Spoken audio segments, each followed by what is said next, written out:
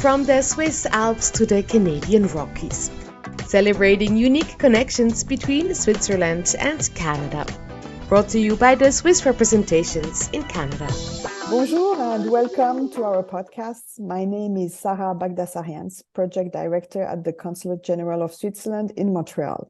Today, my guest is Caroline Bishop. She's a journalist and author of the novel The Other Daughter, recently released in Canada by Simon & Schuster.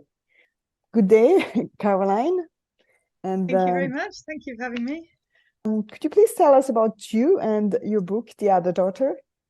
Sure. So I am a British Canadian, I have dual nationality, and I live in Switzerland. I've lived here in Lausanne since 2013. Before that, I was living in London and I worked as a journalist writing about London theatre, which was a lot of fun. And then I moved out to Switzerland because my partner got a job here. So I turned freelance and began writing about Switzerland mainly. I do a lot of travel articles, and I was working for a website called thelocal.ch, which is an English language news website primarily for the expat market. And that's really got me to learn a lot about Switzerland. I feel like I got to know the country and its culture very well. And I'd always wanted to write. I'd tried to write novels in the past. And then being out here in Switzerland and being freelance, I had a bit more time, and Switzerland really inspired me. And partly through my work as a journalist, I became interested in topics such as the history of women's rights here. And this all sort of shaped in my head to become my first novel, my first published novel, The Other Daughter. And it's a dual timeline, part historical novel set in the Lausanne-Montreux region in Switzerland and also in London in the UK. And it follows a woman in 2016 who has discovered a big secret about her family life. And she comes to Switzerland to try and find out more. 40 years previously, in 1976, her mother Sylvia was a journalist who came to Switzerland to report on the ongoing fight for women's rights. And something happened to her while she was here. And that's what her daughter Jess has to find out in the current day. So what made you want to write about the women's liberation movement and the social expectation back in the 70s? And how would you compare it to nowadays? Personally, I found it really fascinating that women in Switzerland got the vote at national level in 1971. It just seemed so late to me. And also, obviously, at cantonal level, some of the cantons held out for another 20 years. So that was really fascinating. And so I was sort of looking into why that happened and what other rights were still to be fought for after the 1971 date.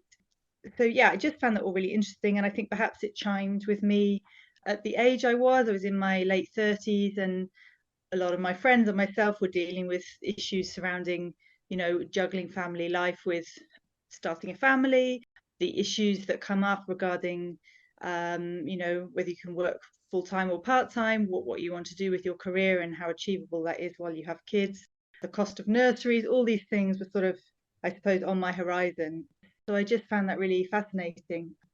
And the more I looked into it, the more I sort of was able to compare, I suppose, with the UK, where I grew up. And I think I sort of expressed in the book that although in terms of legislation, the UK was ahead of Switzerland, I think it still took a long time for attitudes to change. And, certainly in the 1970s, but still today, I think there are still a lot of issues across the Western world that we are still dealing with. At the moment, it's in the news a lot in the UK about the ongoing cost of nurseries and how prohibitive that is to women going back to work. And there's still, I think while I was writing this in 2019 in Switzerland, there was a march about equal pay, because there's still a big gender pay gap here in Switzerland, as there is in many other countries. So these things are still very much ongoing, and it was really interesting to delve into the past and to sort of see the origins of these issues, and then to sort of become aware that yes, a lot of progress has been made, but we've still got a way to go. Then you were talking just earlier about the cost of nursery, which we also have, while Canada has been making decisions about that recently, actually. So it's an ongoing subject across the world. And also the voting system. And the women's rights in general. What I really liked about your book is the differences you made between the 70s and 2016, based in Romandie. And I wanted to know what made you choose Romandie? I suppose that's because that's where I live. So it's the part of the country that I'm most familiar with. And also when I was looking into women's rights, I mean, there were women's liberation movements all over Switzerland, but the one that sort of came to mind most strongly was the group in Geneva. And I found quite a lot of information about that in my local library. So I suppose that just inspired me to set it in this area. It's also such a beautiful place, and it allows me to give lots of lovely descriptions about the area. And talking about research, how did you go about all your researches, and especially comparing two countries? Yeah, it was a bit of a minefield. I mean, as you know, Switzerland's quite complicated in terms of the political structure, and so there was quite a lot, when you're looking at the laws in Switzerland and when certain rights were granted, it's not a uniform thing. You can't just say women got the vote in 71. That's not the whole picture. So I had to do an awful lot of research to figure out, which rights came to women at which times in different areas of the country. I went to the library. There's a great university library here in Lausanne. So I spent time there and I spoke to people and did an awful lot of internet research. There's a lot of government information actually about obviously when laws were passed and the various legislation. So that was really helpful. Yeah, but it was a big fact-checking exercise in subsequent drafts to make sure I got everything right. Because I wanted, even though it's fiction, I wanted to portray the historical context accurately. So that was quite a big challenge for me. Absolutely. And what about the research in the UK? Did it come more easily, or how did you go about it? Perhaps a little more easily, but again, it was just a lot of reading. I read some really interesting non-fiction books about women working in journalism through the ages, but obviously focusing particularly on the 70s.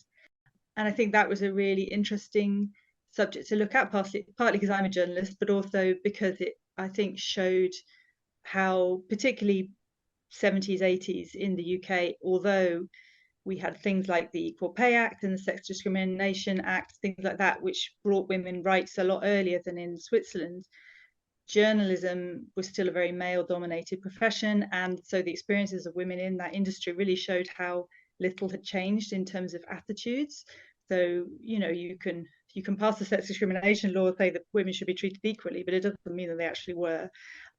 So that was just really interesting to sort of, it showed me how the law isn't everything, that people's attitudes take a lot longer to change. And that's true wherever you are, I think. How do you think we've evolved or not as regards to these departments? I definitely think things still need to change. I do think it's primarily about attitudes. I don't know, for me, the main thing is just choice. It's not to say that women shouldn't stay at home with their kids if they want to. It's not to say that they have to go out to work if they don't want to, but that they should have the same access to those choices as men have. And, it goes hand in hand with equality for men as well. I mean, I think perhaps there are men out there who actually would rather be a stay-at-home dad, but they don't get that choice. And so it's making the playing field level, I suppose. It's giving good access to nurseries and childcare so that both parents can work if they want to. It's making sure that women earn the same amount as men for the same jobs, so that it's not the woman that always feels like she has to give up her job when they have children, that it could be equally the man. I think there are some countries that are doing that better. I think there are countries in Scandinavia that have really good paternity leave policy where it feels like men and women can share that a bit more. But that's certainly not the case here. I mean, it's only been in the past few years that men were allowed 2 weeks paternity leave after the birth of their child. I mean, 2 weeks, that's all, and they have to go back to work. And even maternity leave here, I think, is 16 weeks still. So, I think if countries had shared parental leave, there was more access for both men and women to decide what works for their family rather than feeling forced into one way, that would actually, it would help women, sure, but it would actually help everyone have a fairer life, I think. And in your book, you also talked about, well, let's say maternity, the choice of being a mother or not. Well, I guess, yeah, in the past few years, this issue's sort of, I mean, it's always been very pertinent, but it feels like it's been in the news even more with everything that's been going on in the States. Again, it was something that really surprised me living here and finding out, you know, that the abortion was legalized in 2002. Maternity leave wasn't until 2004. I mean, these things came so late that I suppose, yeah, as a woman in her 30s thinking about these issues, it really just struck me, you know, how would I feel if I'd been living here and yeah, you know, didn't have these rights. Why was it so striking? Yeah, because growing up in the UK, we'd had these rights for a lot longer. I mean, the abortion law in the UK dates from, I think, 68 or 69. You know, it was a long time previously, and maternity leave has been around for a lot longer as well. So I suppose it's just the contrast, the same as the voting rights, 1971. It just doesn't feel, I suppose, that long ago to me. And so, you know, moving to this country and feeling like, well, if I'd lived here 20, 30 years previously, I wouldn't have these rights. It just seemed, yeah, it brought it home to me, I suppose. Yeah, I'm sorry, I've forgotten your original question. No, I just wanted to know why you chose to put that subject in the book on the top of, you know, the woman searching for her mother's secret. Yes, because it's all connected. It gives a broader picture of women's rights, and I think I was reading about how, you know, the women's liberation movement in the 70s. Voting was an aspect of it, but it wasn't really the most important thing to them because they felt that getting the vote was kind of meaningless unless society changed in other ways. That women's bodies were still very much controlled by men, so the vote was important, but it wasn't really the whole picture. And so coming from that, learning about that and wanting to portray that, it then felt natural to want to talk about how, you know, how abortion and maternity leave and all these things have affected women since, you know, when these rights were achieved and how these issues affect women's lives. I think women's rights is not just about voting, it's about how we live in society and having equal opportunities. And a lot of that, I think, is or has in the past been determined by biology. And then you also have like two characters, that person from the UK coming to Switzerland to meet another woman who actually is having a career in 2016, and as opposed to her not having one. How did you choose to portray it that way? I think I wanted to portray sort of all aspects of women in these situations. I don't feel that these things are clear cut. I don't feel that there's a right way or a wrong way to sort of be a woman. It's and so, but I wanted to sort of show the contrasts between women's choices and the difficulties that we have in making these choices. I suppose, you know, there are women who really want kids and can't have them. There are women that really want a career and family, but find that it's too difficult to juggle the two. You know, there are all different aspects to being a woman, particularly being a woman in your 30s, late 30s, when you have biology to contend with. And so I wanted to show that there isn't any one path. I have a character who doesn't want kids and is perfectly happy with that. I have another character, my main character Sylvia, who thinks she doesn't want kids and ends up falling pregnant accidentally and has to then deal with that. And, you know, I look around me at my friends and women in their 30s, and all these different situations are real life. And that's what I wanted to portray. I didn't want to have a story where it was just saying you must do this or this is the right way, because there isn't a right way. You know, it's really well rounded in your book, and well, people can identify to one or the other character. And I wanted to know, what were your challenges while writing this book? How long did it take you? Yeah, it took quite a long time. As I said, I'd written previously, but had never had a book published. So I was very much feeling my way. I was still learning how to write a novel. I'm still learning how to write a novel. I don't think it's something that you just learn and that's that. It's a sort of ongoing process. But I started writing this, I think, in 2016, and it took, I think, a couple of years to get to the point where I was sending it out on submission to try and find an agent. And I was juggling that with freelance work. I think one of the things of when you start out as a novelist, it feels like a pipe dream that you'll ever get it published. So I really wanted to do it, but I also felt like, well, I need to continue to earn money. You know, I can't just dedicate myself full time to this thing that might never actually earn me anything. So, you know, it was trying to juggle those things. But once I got my agent, and then we worked on it together for a bit longer. So I think it was probably 3 years in all before it got sent out to publishers. It was actually published in the UK first, about a year previously. It came out during lockdown in the pandemic, and then it was a bit later in Canada. Yeah. And what would you like the readers to take from your book, or to remember from your book?